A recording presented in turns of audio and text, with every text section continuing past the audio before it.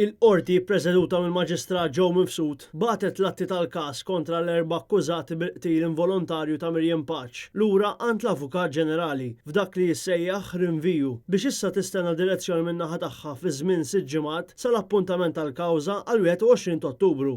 Dan l-iżvilupp seħħ wara li komplew jiġdu aktar ħaddiema fuq l-irwol tagħhom fit-2 ta' Marzu, meta marru fejn iġġarfet il-binja li ħallit lil Miriam Paċ mejda mirduma taħt it-terapin. L-ewwel li xehed fil-kumpilazzjoni kien Michael Gauci, sit ta' kumpanija tal-krejnijiet li kienu sejħu fuq il-post biex jagħtu l-assistenza tagħhom permezz ta' krejn.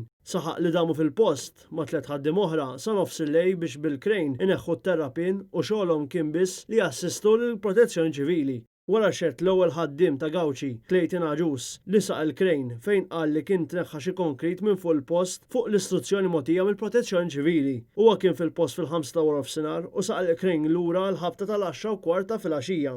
Xut ieħor kien Raymond Borge li qal li marem bil-van kollu għodda biex iniżel kaxxa tat-terapin u bħal ta' qablu nagħta istruzzjonijiet min-naħa tal-protezzjoni ċivili. F'dan il-każ qed jiġu akkużati il-perit Anthony Marjon ta' 72 sena mill-Gżira, il-perit Roderick Camilleri ta' 36 sena mir-Rabat, il-kuntrattur Ludwig Dimek ta' 36 sena minn Ħażebbuġ u l-ħaddiem Nicola Spiteri ta' 42 sena mill-Imqabba li b'nuqqas ta' ħsieb u traskuraġġ nikkawżaw il-mewt ta' Miriam Paċ fost akkużi oħra miġuwa kontrihom.